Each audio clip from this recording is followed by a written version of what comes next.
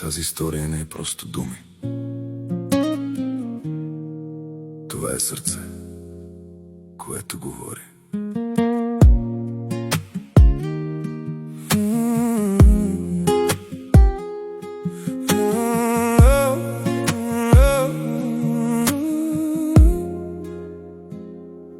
Всичко почна тихо, едно съобщение онлайн. Фейсбук ни събра, без да знаем even why. Един лайк, едно здрасти, после нощи без край. И неусетно ти стана моят свят, мой рай. Първият ти поглед, макар и през екран, усмивката ти като светлина в мрачен план. Сърцето ми удря, не пита дали или как. Още тогава знаех, няма връщане назад. Не дишам без теб, разбери. Всеки ден си в мислите ми. Сутрин ставам, гледам дали имам добро утро от теб, нали? Не дишам без теб, не мога. Ти си въздуха ми, ти си живота, дори далеч усещам те близо, любовта ни гори като огън без изход. Когато те видя в очите, светът изчезва. Те ме дърпат като магнит, душата ми те преследва. Този поглед не мога да го обясня.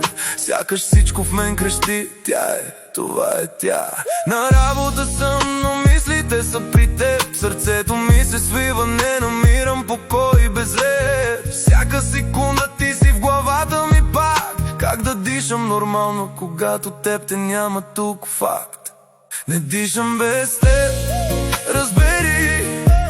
Всеки ден си в мислите ми. Сутрин ставам, гледам дали имам добро утро от теб, нали? Не дишам без теб, не мога.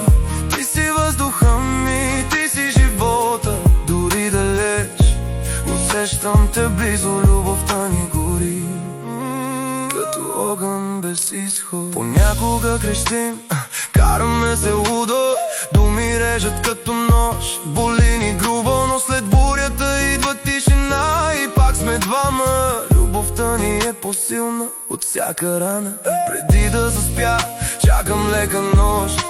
Без нея сърцето ми губи мощ.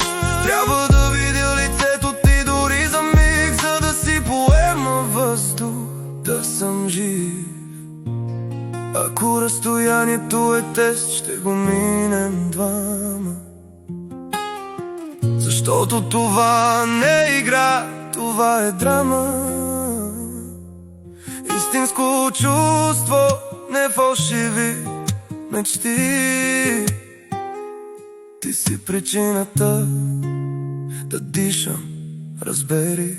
Не дишам без теб, не мога. Ти си всичко, ти си моята посока. И дори света да ни раздели, сърцето ми винаги ще топти за теб, разбери.